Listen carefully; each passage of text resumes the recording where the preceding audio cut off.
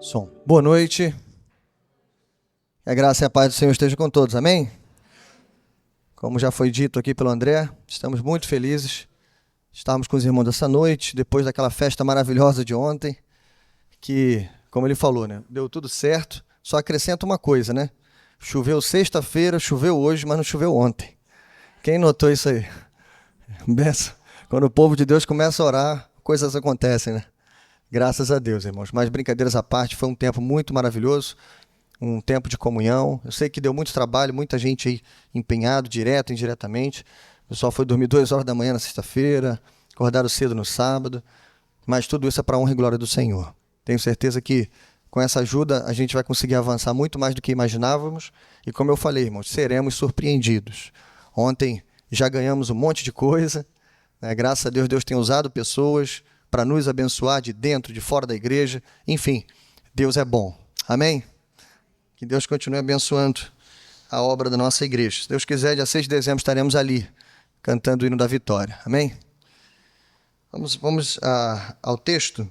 Abra sua Bíblia em 1 Coríntios capítulo 1. Deixa aberto a partir do verso 1. Como você já pode ver, hoje estamos estreando uma nova série de mensagens.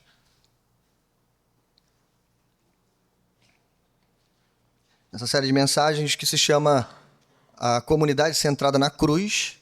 Nós vamos estar expondo 1 Coríntios e 2 Coríntios. E a gente está muito empolgado, irmãos, com essa série, porque eu considero os textos de Coríntios, as cartas de Paulo aos Coríntios, textos maravilhosos. Ali estão alguns versos dos mais belos da Escritura e dos mais importantes para a vida e doutrina da igreja. Então há conselhos aqui para a vida inteira nossa, para a nossa igreja, a gente enquanto comunidade. Enfim, é um texto maravilhoso. Estou muito empolgado com essa série. E hoje, o título de hoje, o primeiro sermão, se chama isso que está à frente de vocês, Marcas da Igreja Centrada. Já já eu vou estar explicando isso aí. Mas antes da gente ler, deixa-me causar uma reflexão e depois eu tenho uma definição para dar de igreja centrada. Então, primeiro a reflexão e depois a definição. A reflexão é o seguinte, irmãos, eu listei alguns problemas. Claro que você também é capaz de fazer isso, mas olhando para a igreja brasileira. Olhando para a igreja brasileira, não do Instagram, viu? Mas olhando de dentro, visitando igrejas, pregando em outros lugares. Hoje mesmo estava em outra igreja, em outra denominação, e a gente vai meio que tirando um padrão disso tudo. Bom, pensando, irmãos, nesses problemas, claro que a lista aqui é bem grande, alguns desses problemas nós também sofremos, mas eu queria pensar com você além dos problemas. Inicialmente, eu queria trazer essa reflexão. Eu vou citar pelo menos 2 problemas da minha lista aqui, a lista é extensa, mas vou citar só 2 problemas, e vou pensar com você agora em 2 soluções. Claro que essa, já adianto, viu, para você não cair na pegadinha. Essa solução não é a nossa solução. Geralmente é a solução do senso comum. Não necessariamente estão certas, viu? Mas eu queria causar essa reflexão com você. Problemas a gente sabe que tem a montes. Mas e as soluções? Como é que fica? Bom, o primeiro problema da igreja brasileira se chama superficialidade. Eu acho que é algo que todo mundo concorda. Nós vivemos num tempo, irmãos, onde os problemas se agigantam muito por causa dessa palavrinha, superficialidade. Obreiros, ministros, infelizmente pragmáticos, em prol de humildade e simplicidade, são simplistas, não estudam texto bíblico, não pregam texto bíblico. Uma membresia que, embora 508 anos depois da Reforma Protestante, com texto bíblico no seu idioma, não lê as Escrituras. Uma membresia que não quer ter trabalho, que chega na igreja, quer usufruir do conforto da igreja e principalmente receber tudo de mão beijada, se for possível, por favor. Nem ficar em pé quer direito. Fica em pé, canta um pouco, mas eu quero me sentar e me alimentar. Mas eu quero me alimentar sem mastigar a comida. Eu quero receber, talvez, em sonda a comida. Eu não quero ter trabalho nenhum. A minha mente não vai nem investigar o que o pastor está falando. Eu não quero nem saber, eu só quero vir aqui e ter uma experiência legal. Voltar para a minha realidade depois de sair de um culto impactante. Sabe-se lá o que foi falado lá. Isso se chama, irmãos, superficialidade. A gente não está falando do crente médio, está falando do crente raso aqui. E aí, a solução do senso comum, que se fala há algum tempo, é como é que a gente resolve o problema da superficialidade bíblica na igreja? Imprimindo mais Bíblias. colocando mais Bíblias na mão do povo, vendendo mais Bíblias. Irmãos, nós já somos o país que vende mais Bíblia no mundo. Nós somos um dos países que mais traduz Bíblias no mundo. É claro que isso é importante, é claro que isso tem seu lugar. Há muitos idiomas ainda que precisam de tradução, isso com certeza a gente concorda. Agora, para o português, para o nosso idioma, que isso, irmãos? Não precisa nem inventar mais aplicativo. Tem Bíblia ao alcance do braço. Aqui mesmo na igreja, se você precisar, tem Bíblia para te emprestar. Então, Bíblia não é o que falta. O que falta é amor pela Escritura. Então, essa é a solução. Imprimir mais Bíblia. O segundo problema que eu aponto aqui se chama eclesiologia do consumo. Ou você pode chamar também de igreja do consumo. O que é isso? É o padrão que a gente encontra em um outro lado da moeda. Igrejas, a fim de crescer e atrair mais o público e atrair mais pessoas, estão modelando, eu diria, deformando a sua estrutura. Você entra em alguns templos e a única coisa que você não consegue pensar é que você está dentro de um templo. E isso tudo, irmãos, é pensado, milimetricamente pensado, para que você fique tão confortável naquele lugar que você não queira sair dali. E todas as necessidades que você terá ali, porque você vai passar um tempo naquele lugar, serão atendidas ali. Você vai comer ali, você vai conversar ali, tem centros de conveniência, praça de alimentação. Se quiser bater um papo, tem um pub dentro da igreja, ou no quintal da igreja, ou no terreno da igreja. É isso. É um mini shopping para justamente te manter ocupado, distraído e fazer você gastar. Até porque tudo isso custa muito dinheiro. E para alimentar esse sistema, a gente conta com você. Percebe? Não estou arrecadando para fazer missões, para plantar igreja. Eu estou arrecadando para abrir um outro Bob's dentro da igreja. Isso se chama eclesiologia do consumo. Eu não quero membresia, eu quero consumistas. Eu quero clientes. Bom, eu acho que o senso comum gritaria agora, né? A solução, então, qual é? Correr de lugar assim. A solução é desprezar e rejeitar tudo que tiver fundo preto. Tudo que tiver luzes, enfim, toda aquela luminosidade e aspecto de espetáculo, a gente corre e foge dali. Não, irmãos, não é bem assim. Não é bem assim. Nós conhecemos igrejas reformadas sérias, que têm parede preta, que têm luzes, que têm tudo isso, mas onde o evangelho é pregado com verdade e sinceridade. Você pode chegar em alguns lugares do Rio de Janeiro, de São Paulo, ou de outras capitais, e esse é o contexto cultural daquele lugar. As igrejas são assim, mas independente do formato da igreja, o evangelho é pregado. Então é muito mais, vai muito mais além do que simplesmente as cores, o ambiente e aquilo que me incomoda. Bom, eu apresentei para você 2 problemas e 2 aparentes soluções. O que eu quero causar inicialmente? É fazer você pensar com um pouquinho mais de profundidade. Sim, nós temos problemas sérios na igreja evangélica brasileira. Mas muitos dos nossos problemas se dão porque quando a gente vai apresentar uma solução, a solução tem o mesmo problema do meu problema. E sabe qual é? Falta evangelho. O erro das minhas soluções, que não são minhas, mas que eu apresentei aqui, é simplesmente esse. Eles não partem do evangelho de Jesus Cristo. Assim como o problema dos problemas é que eles não partem do evangelho, as soluções também não partem. Ou seja, eu vou arrumar outro problema para consertar o primeiro problema. E assim a gente continua, irmãos, brincando de fazer igreja, até que Jesus venha e tenha misericórdia de nós. É isso. Esse é o quadro que nós vemos. Agora olha um pouquinho para isso aqui, que a gente vai navegar agora. Igreja dos Coríntios, ou Igreja de Corinto. Pense um pouquinho sobre essa igreja, todo o conhecimento que você tem das cartas de Paulo aos Coríntios. Você conseguiria chamar a igreja dos Coríntios, ou as comunidades que havia lá em Corinto, de igreja centrada? Você conseguiria dizer que essa igreja é um modelo de igreja para nós? Ou, pior ainda, você conseguiria dizer que a igreja aos Coríntios é uma igreja santa? Ou que está sendo santificada por Jesus? Você conseguiria dizer isso? A gente teria dificuldade, né? Mas Paulo afirma isso. A gente vai ver, irmãos, algumas coisas importantes. Por exemplo, o nome de Jesus Cristo, a gente vai pregar 9 versos aqui. Dos 9 versos, o nome Jesus Cristo aparece 9 vezes. E a gente está falando da saudação inicial de Paulo. A segunda palavra mais repetida nessa introdução é a graça. Mas Paulo chama seus destinatários de santificados. E uma igreja que é fruto da obra trinitária de Deus. Ela é a igreja de Deus, ela é enriquecida pela graça de Jesus Cristo e ela recebeu todos os dons do Espírito Santo. E Paulo ainda vai dizer, para ela não falta nada. Mas calma aí, pastor, essa é a igreja dos coríntios. É a igreja dividida, a igreja libertina, é a igreja meio desordenada. Por isso Paulo escreve a primeira carta, pelo menos. Mas calma, apesar de todos esses problemas, essa ainda é uma igreja de Cristo Jesus.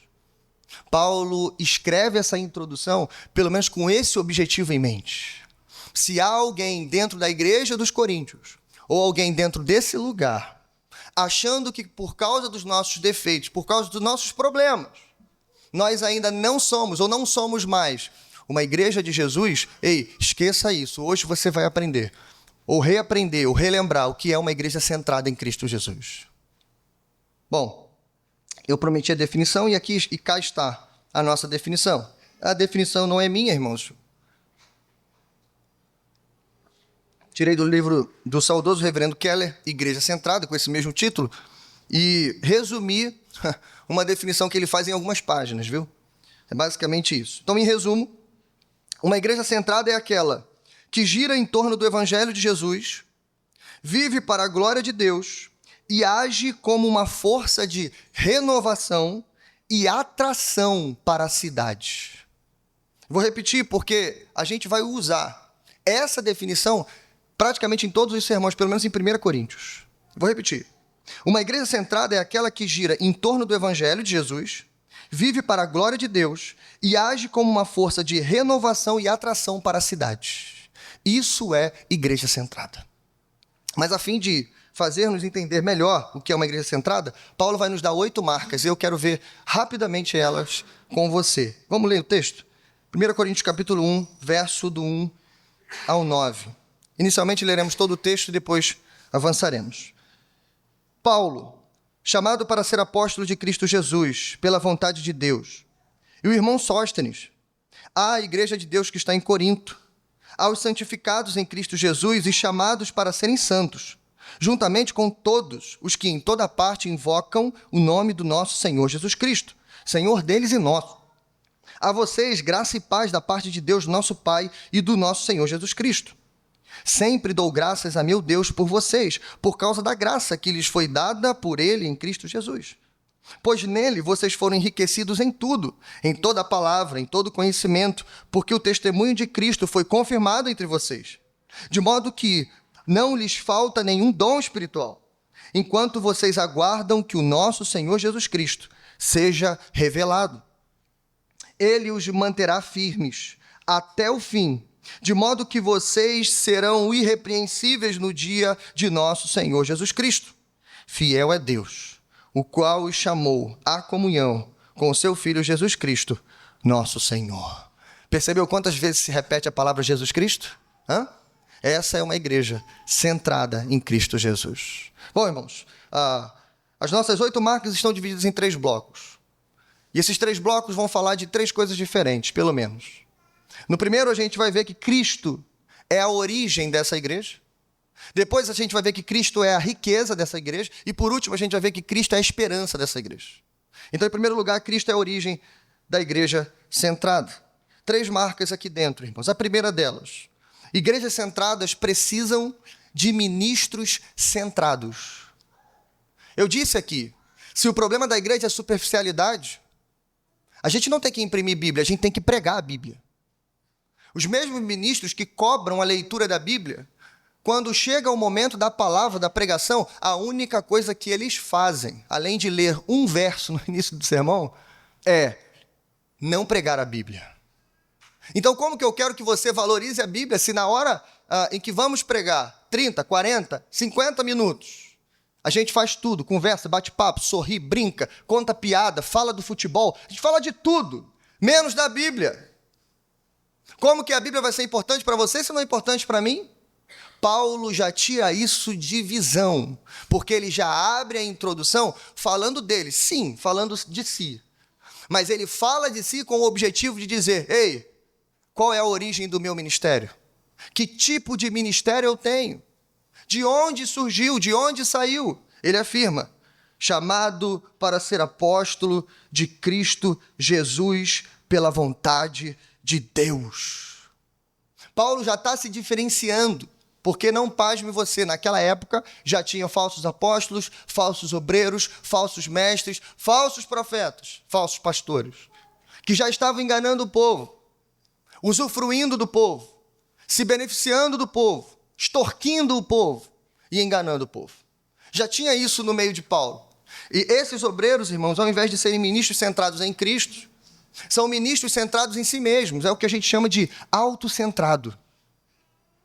E a pior coisa para uma igreja é um obreiro autocentrado. Porque um obreiro autocentrado, irmãos, é aquele obreiro, e eu preguei aqui recentemente sobre liderança solitária.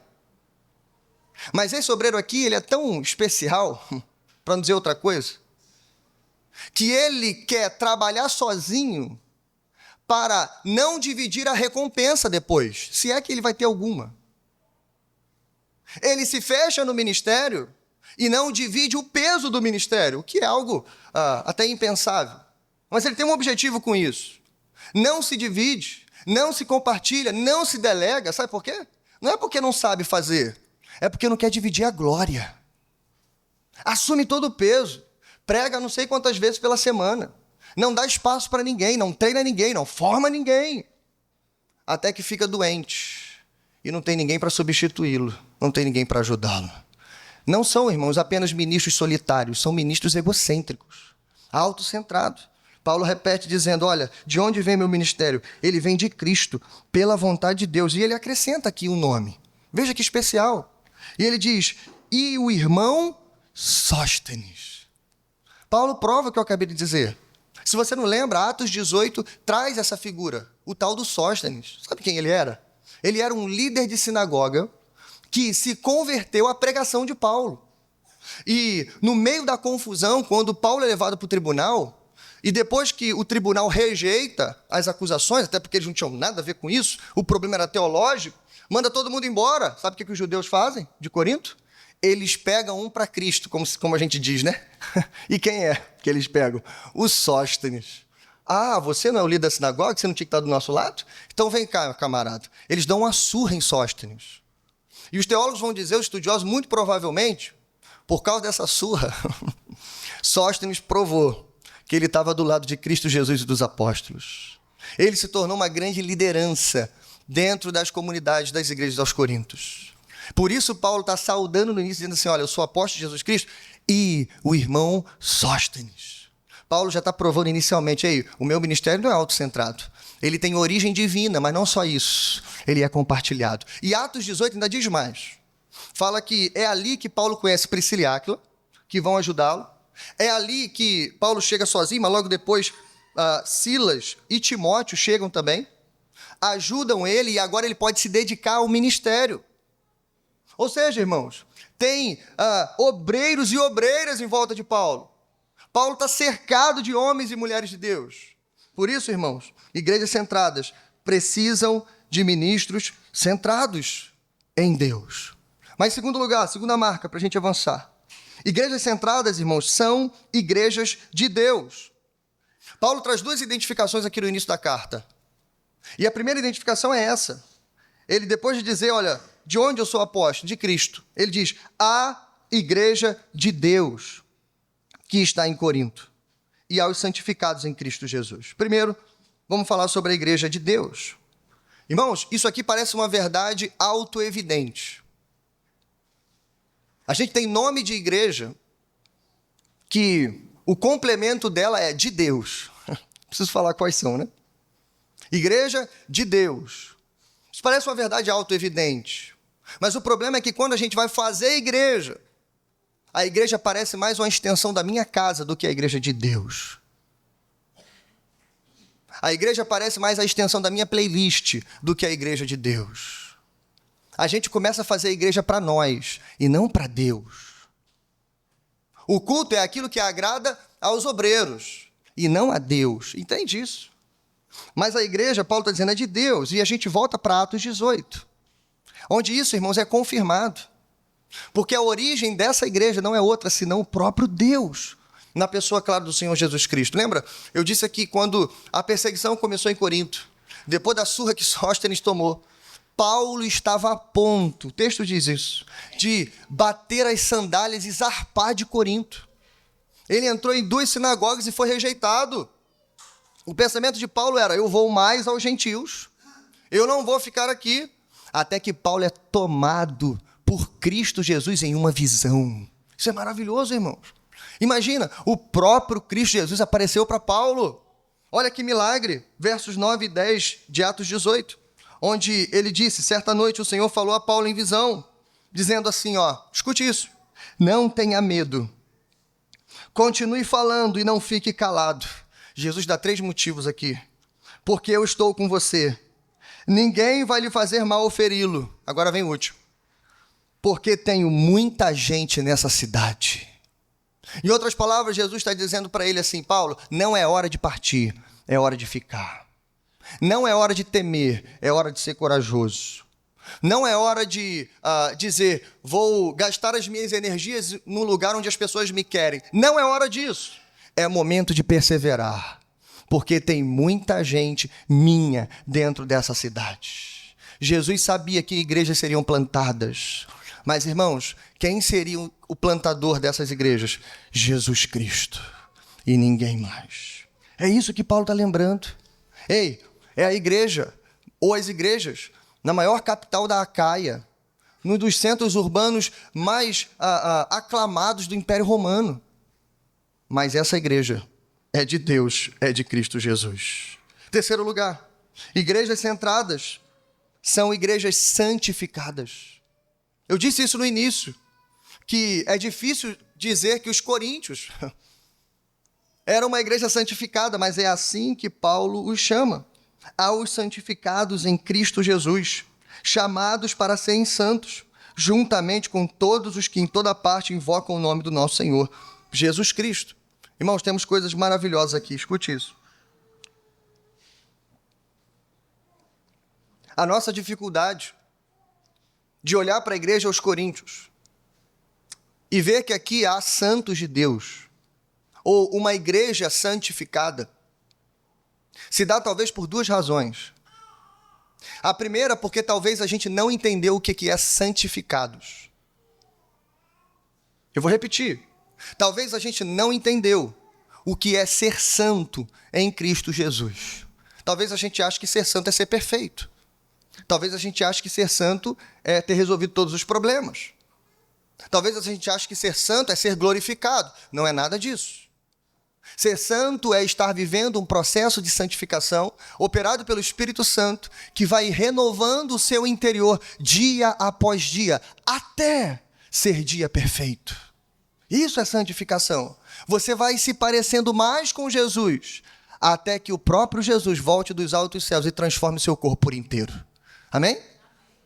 Mas a segunda razão, porque a gente não entendeu, provavelmente, e a gente não consegue aceitar que os coríntios são santificados, aí sim, irmãos, essa aqui é muito provável. É porque a gente se acha melhor do que eles.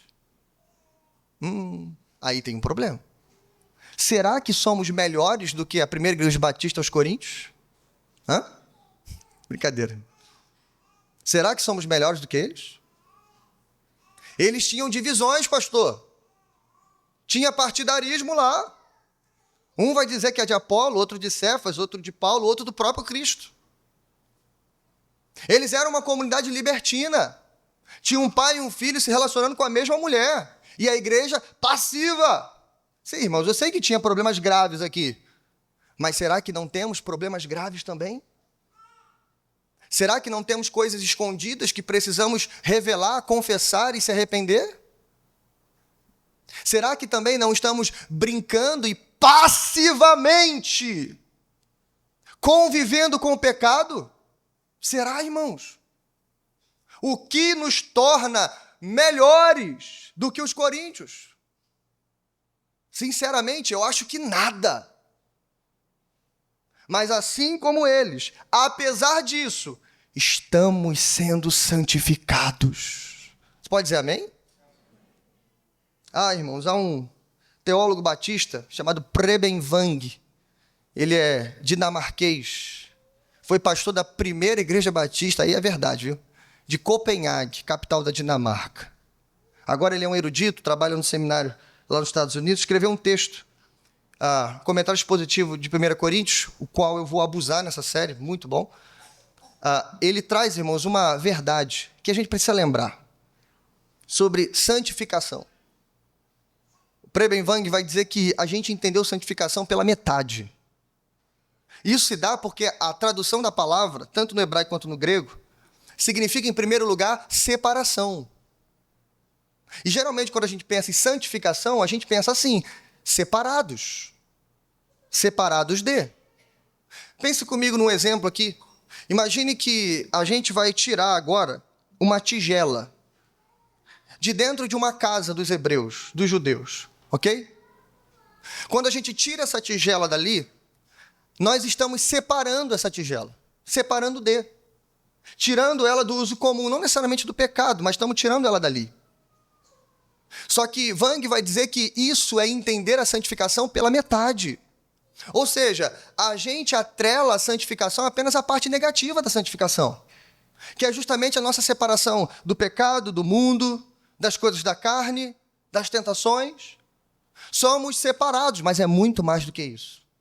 A palavra hebraica kadosh, que é usada para o próprio Deus, é um atributo exclusivo da divindade, e depois ele compartilha isso com a gente, mas veja, a palavra kadosh, irmão, significa, primeiramente, pertencimento. Significa algo que foi consagrado e pertence a alguém. No exemplo aqui da mesma tigela que dei, imagine agora, nós separamos essa tigela do uso comum, mas nós dedicamos ela ao uso do tabernáculo ou do templo. O que significa isso, pastor? Significa que a partir de agora, essa pequena tigela não serve mais ao uso diário, ela serve exclusivamente ao culto do nosso Deus. Eu não sei se você está entendendo, mas a tigela é você. Entendeu isso? Então, sim, irmãos, santificação é separação do mundo. Ok, isso não está errado. Mas você não é separado para ficar vagando num lugar neutro. Você não é tirado da lama para se limpar sozinho. Você foi resgatado do império das trevas, mas você foi transportado para o reino do seu Filho de amor. Você foi tirado do meio dos gentios, do meio dos ídolos, do meio do pecado, mas você foi colocado sentado na mesa na família de Deus. Entende isso, irmãos? Então, santificação é quando nós entendemos que nós pertencemos a Deus e por causa disso estamos separados do mundo. Amém? Maravilha. Então, em resumo, irmãos, igrejas centradas precisam de ministros centrados, porque elas são a igreja de Deus e elas estão sendo santificadas em Cristo Jesus. Mas veja, temos uma primeira reflexão aqui para a gente. Como a origem da igreja em Cristo deveria nos afetar? Eu digo, irmãos, pelo menos uma coisa. Entender que a igreja nasceu em Cristo. Entender, então, e portanto, que a igreja não é nossa. Nós não fazemos igreja para nós. A igreja não é um reflexo e não pode ser um reflexo do pastor Miguel. Não é a extensão da minha casa. A igreja é a igreja de Deus. Por mais que tenhamos irmãos, não temos mais na nossa igreja, mas muitas igrejas têm, fundadores da igreja. Esses irmãos também precisam entender, eles são cooperadores, porque a igreja só tem um fundador, Jesus Cristo. Por mais que eu seja, no título, chamado pastor titular ou pastor presidente, eu preciso entender que a igreja só tem um cabeça, Cristo Jesus. Entende, irmãos? Então essa talvez seja a única reflexão aqui. O que altera na minha vida entender e lembrar que a origem da igreja está em Deus? O quê? Isso tem que nos humilhar, porque nós estamos fazendo o trabalho de Deus. Nós estamos cooperando na obra de Deus. E a igreja é de Deus. Amém? Isso é a igreja centrada. Mas a segunda parte, irmãos, agora vamos falar sobre a riqueza dessa igreja. Dos versos 4 ao 7, Paulo vai descrever para a gente 3 outras marcas. Que agora, avançando, mostra para a gente, irmãos, o que essa igreja tem. É como se a gente tivesse olhado para o passado, agora a gente olha para o presente. Veja, 4ª marca. Igrejas centradas são ricas da graça de Jesus. Paulo diz, irmãos, no verso de número 4, sempre dou graças a meu Deus por vocês, por causa da graça que lhes foi dada por Ele em Cristo Jesus. Não sei se você percebeu, mas literalmente Paulo está dizendo assim, dou graças por causa da graça. Você entendeu isso? Ele repetiu graça da mesma frase. Olha, dou graças a Deus por causa de vocês, mas na verdade não é por causa de vocês. É porque Deus dispensou a sua graça em Cristo Jesus sobre vocês. E aqui, irmãos, a gente aprende algo extraordinário. Não sei se você sabe, mas a palavra gratidão, ela tem a sua raiz em graça. Ações de graça, gratidão, ser grato, agradecido, tudo isso tem a ver com graça. Só que a gente não atrela as duas coisas, né? E agora a gente vai atrelar. Você sabia que você só é obrigado a ser grato por um ato gracioso? Sabia disso? A definição da palavra exige isso. Não estou dizendo que você não pode ser grato por tudo. Você pode ser. Vou dar 2 exemplos rápidos aqui. Por exemplo, imagina o porteiro do seu prédio. Ele abre a cancela toda vez que você buzina. Ou quando você chega a pé com compras, você aperta a campainha, ele vê que é você e aí ele abre, obviamente, a portaria do seu prédio. Imagine a menina da faxina, por exemplo. Ela limpa a sala que você dá aula. Você dá aula todos os dias, você sabe que tem alguém que limpa aquela sala. Mas perceba, tanto o porteiro quanto a faxineira são pagos para fazer isso. Eles não estão fazendo nada além da sua obrigação. De novo, não estou dizendo que você não precisa ser grato, você pode ser grato. Você pode agradecer, olha, obrigado pela faxina, obrigado pelo serviço na portaria. Mas você entende que isso não lhe é exigido. Agora vamos mudar um pouco o exemplo?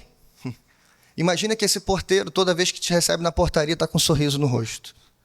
Imagina que ele sempre cumprimenta você, sua família, seus filhos, todo mundo. E ele sempre pergunta como você vai, como vai a sua família. Você sempre viu esse porteiro ajudando as mulheres mais velhas do prédio a carregarem suas sacolas de compra, por exemplo. Ou fazer com que as crianças atravessassem a rua indo para a escola. Imagina que essa faxineira, alguém que sempre limpa aquela sala, da mesma forma, simpática, carinhosa, cuidadosa, sempre se preocupa com você, com a sua alergia, ela usa os produtos de limpeza que não te ofende. Uma vez você esqueceu o celular lá, ela guardou um dia inteiro para você. Te procurou em algum lugar, foi levar para você, enfim, alguém carinhoso, amoroso, que faz muito além do seu dever. Você entende que quando você recebe o celular ou quando você é ajudado por esse porteiro, você é obrigado a agradecer? Você entende isso? Então escute isso de novo. Todo ato gracioso exige gratidão. É isso, irmãos, que Paulo está dizendo. É por isso que Paulo repete a palavra graça várias vezes aqui aos Coríntios. Porque agora só substitua todos os exemplos que eu falei por Cristo Jesus. Faça isso, irmãos. Ei, escute isso. Da manjedoura à cruz, irmãos. Tudo foi graça. Tudo foi graça.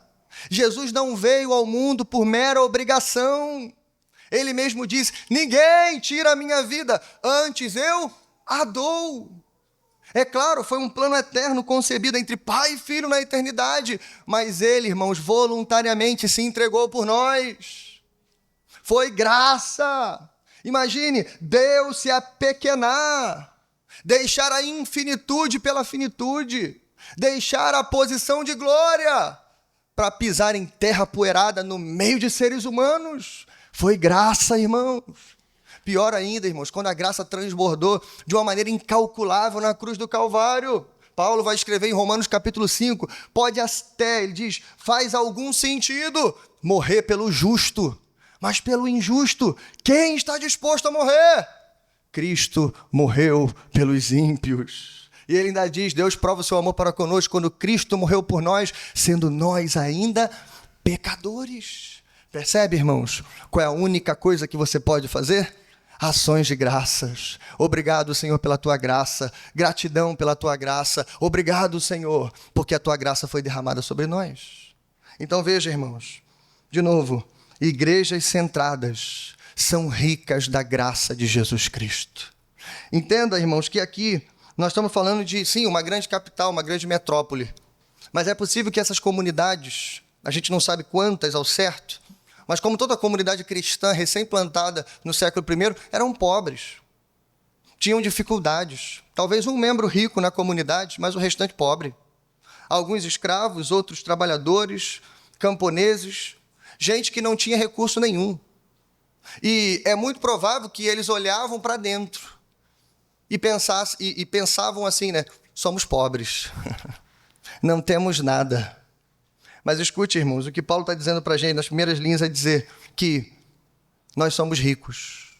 Toda a igreja que pertence ao Senhor Jesus, que é a igreja de Deus, que foi plantada pelo nosso Senhor, essa igreja é rica, mas ela é rica da graça de Deus. É isso que ele está dizendo. Mas seguindo, a quinta marca é igrejas centradas também são ricas da palavra. Versos 5 e 6, me acompanhe. Pois nele vocês foram enriquecidos em tudo, em toda palavra, em todo conhecimento, porque o testemunho de Cristo foi confirmado entre vocês. Aqui, irmãos, Paulo vai falar sobre uma segunda riqueza. A primeira riqueza é a graça, mas a segunda riqueza é o conhecimento, ou algum tipo de conhecimento. Que tipo de conhecimento Paulo está falando aqui? Eu acabei de dizer que Corinto era uma grande metrópole, mas não era só isso. Corinto não tinha capacidade apenas financeira e econômica. Os coríntios se achavam a nova Atenas, por causa da sua grande capacidade intelectual. Era a segunda capital, ou a segunda província capital do Império Romano, que mais se orgulhava de uma capacidade intelectual. Inclusive, eles diziam isso naquele período, que tudo que Atenas tem, nós temos. Eles têm templos, nós também temos. Eles têm grandes oradores, nós também temos. Por isso se conhece e se entende que os coríntios eram pessoas performáticas. Eles não podiam ver um homem em praça pública falando com alguma oratória, com alguma performance. Eles gostavam disso.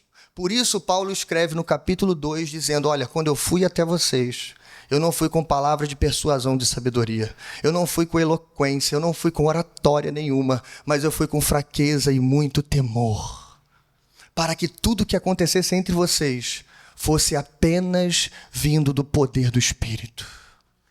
Por isso, irmãos, porque eles amavam ouvir o som das palavras, como as coisas eram ditas. Eles amavam o conhecimento.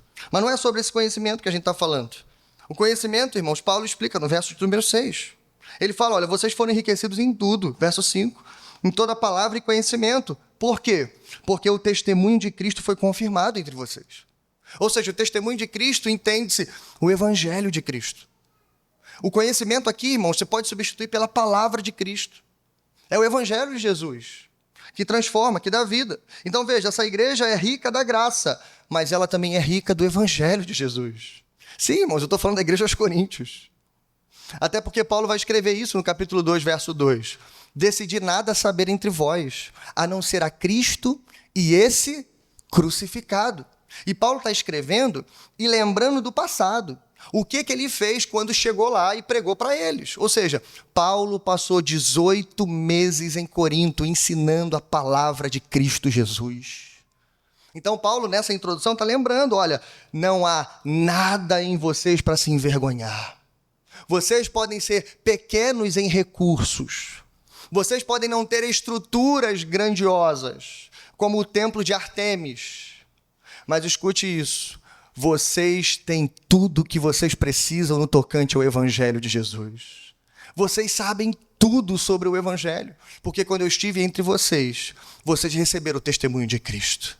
Então a igreja centrada também é rica da palavra. Mas, sexto lugar, a igreja centrada também é rica em dons espirituais. Veja isso, irmãos, verso 7. De modo que não lhes faltava nenhum dom espiritual. Imagine, irmãos, que palavra maravilhosa. Eu não consigo nem imaginar isso. Uma igreja que tinha todos os dons.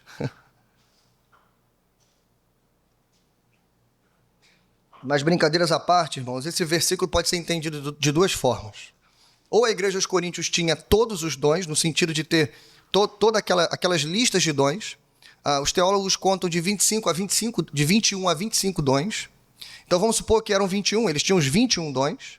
Essa é a primeira opção. A segunda opção é que eles tinham todos os dons que eram necessários para a edificação da igreja. O que são duas coisas diferentes. Então não tinha todos os dons, mas eles tinham todos os dons que eram necessários para eles. Ou seja, irmãos, o que Paulo está querendo dizer é que essa igreja, a despeito de todas as suas dificuldades, ela tinha tudo que ela precisava. Tudo, irmãos, para a edificação e o avanço do reino de Jesus. Ela tinha tudo, não lhes faltava nenhum dom. Bom, a pergunta que eu faço para você é: como você tem medido o crescimento ou o sucesso da sua igreja? À luz dessas três marcas que a gente viu agora.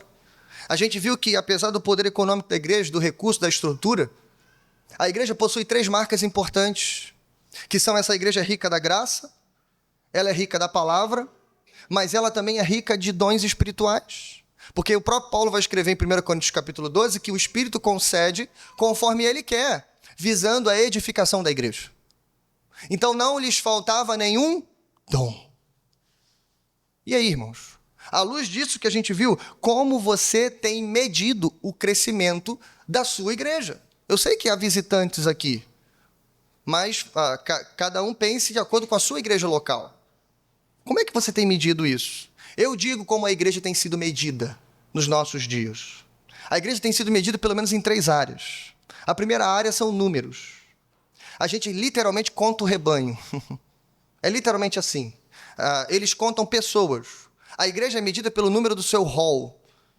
Tem muitos membros, tem muita gente, tem muitos nomes, então a igreja está num sucesso.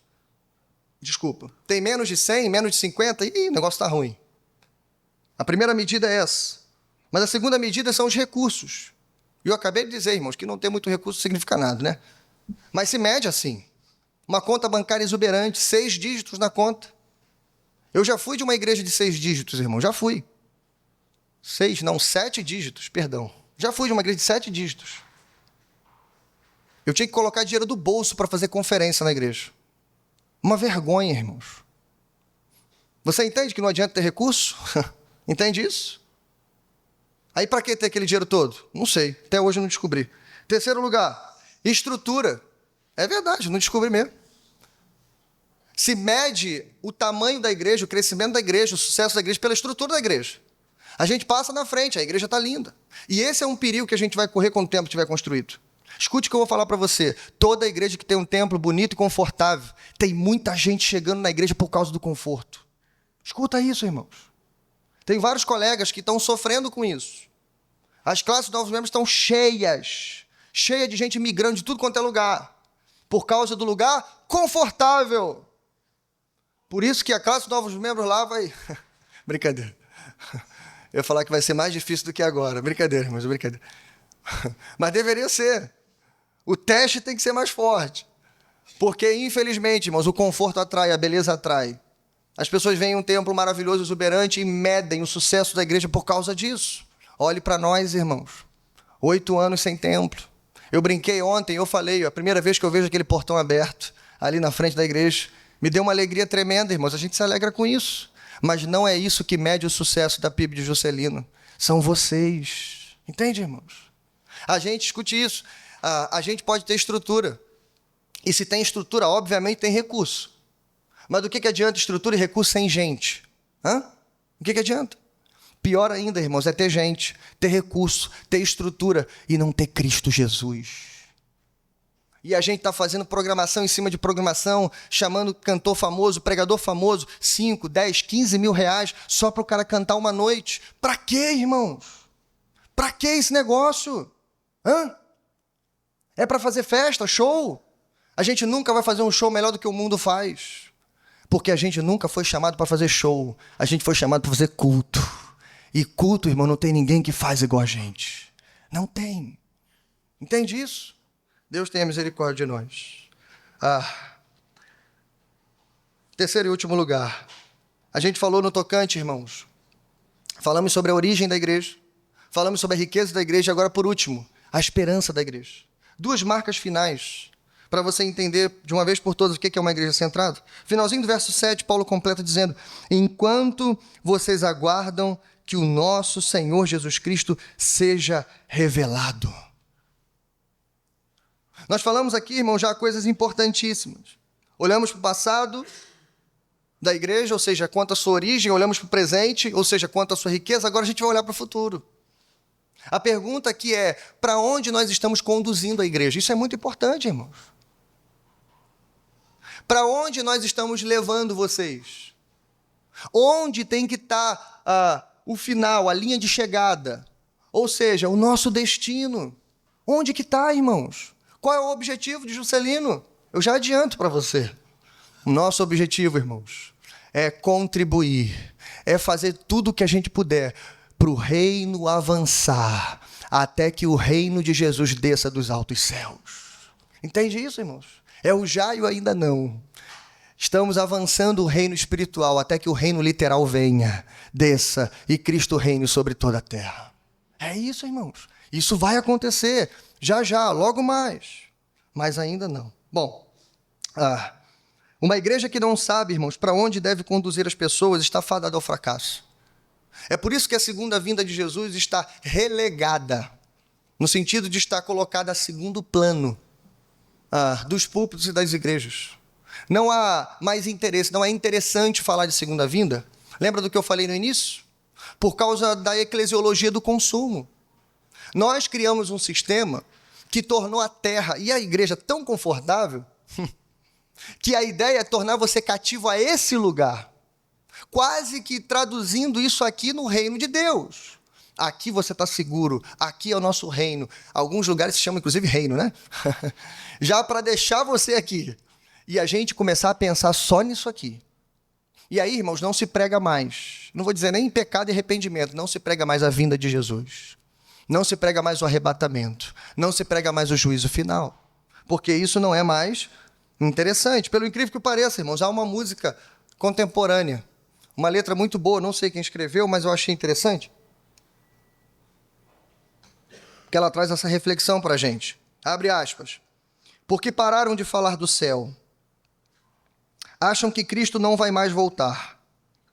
Já não se fala tanto em oração, santificação. Não querem mais pregar. Porque pararam de falar do céu.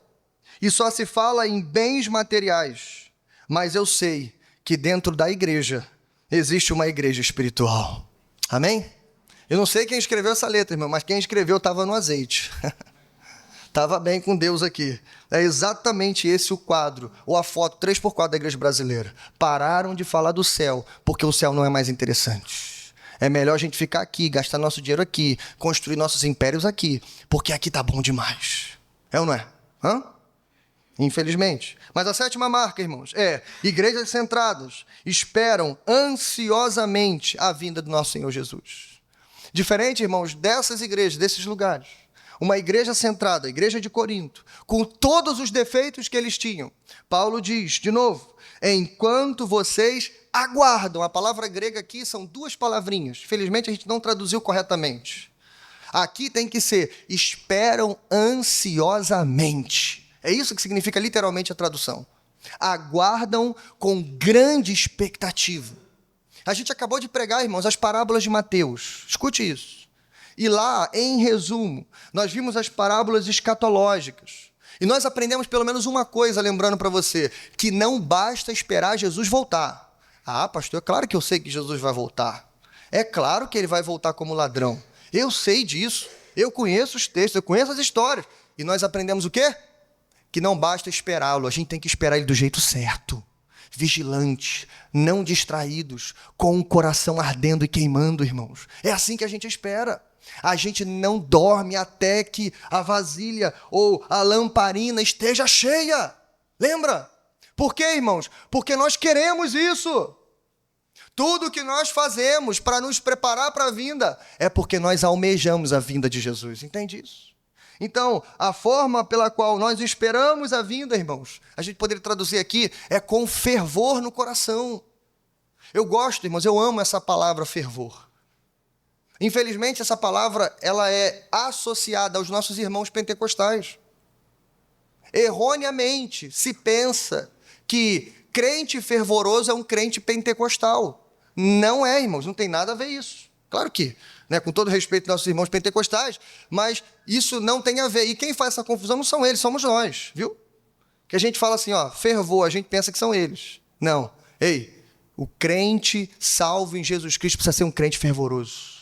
Fervor, irmãos, é uma palavra que está nas Escrituras. Paulo adorava essa palavra. Toda vez que você vê a palavra zelo em grego, zelo é a mesma coisa que fervor. E fervor significa ferver. E aqui vem uma curiosidade para você. Ei, escute isso. Todos nós temos fervor. A pergunta é, o teu coração queima por quem? Ou, o teu coração queima pelo quê? Fervor todo mundo tem, mas poucos estão com o coração queimando pela palavra de Deus. Poucos estão com o coração queimando por Cristo Jesus, pelo Espírito Santo, pela vinda do nosso Senhor Jesus. Mas não os coríntios, perceba isso. Eles estavam com o coração queimando para que o Senhor voltasse logo dos altos céus. Igreja centrada é aquela que está olhando para o céu, esperando a trombeta tocar.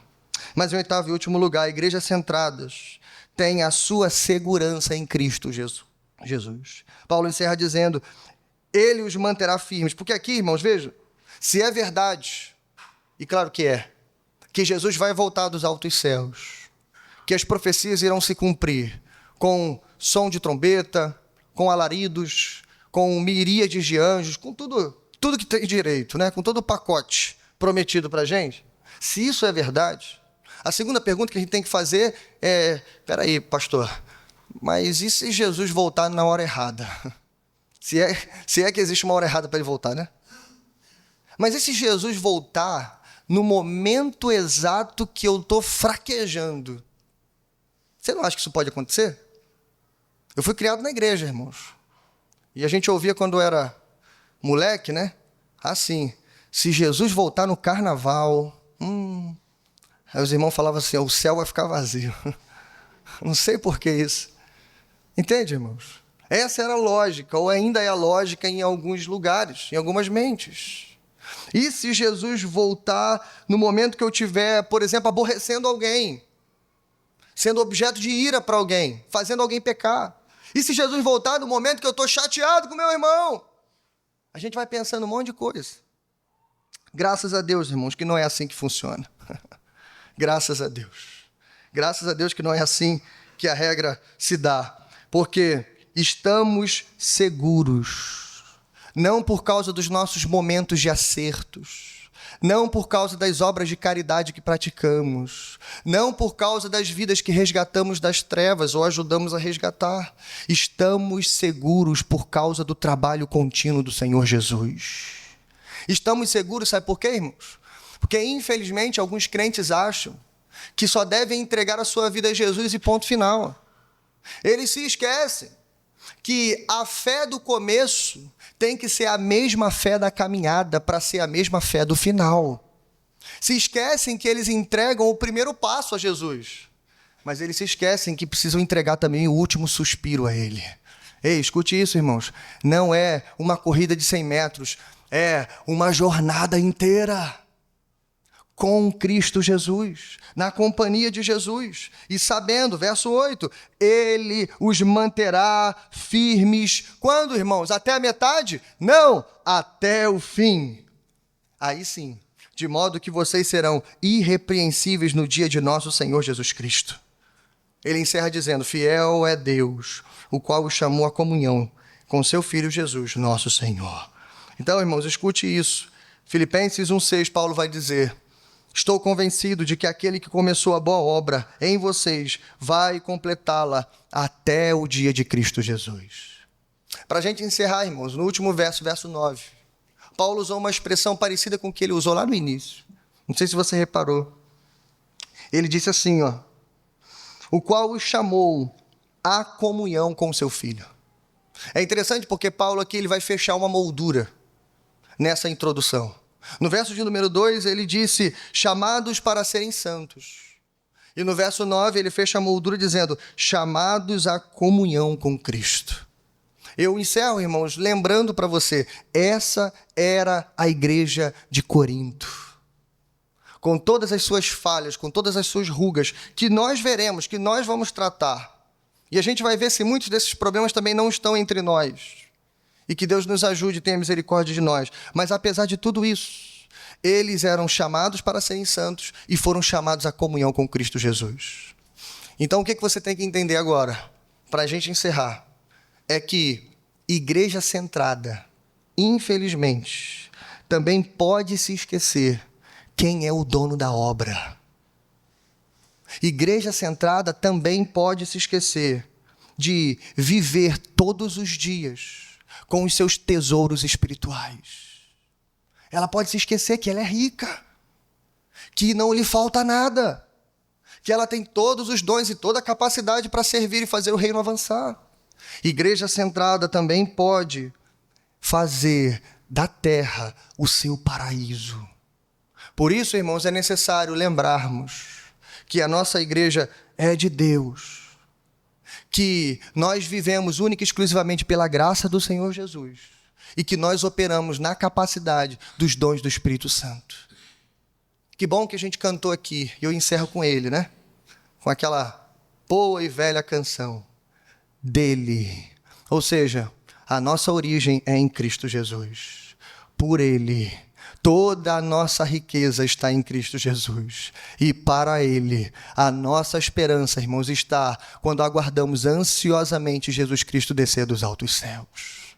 E a ele seja dada toda a glória. Glória, pois, a ele para todo sempre. Amém e amém. Curve sua cabeça. Vamos a Deus em oração.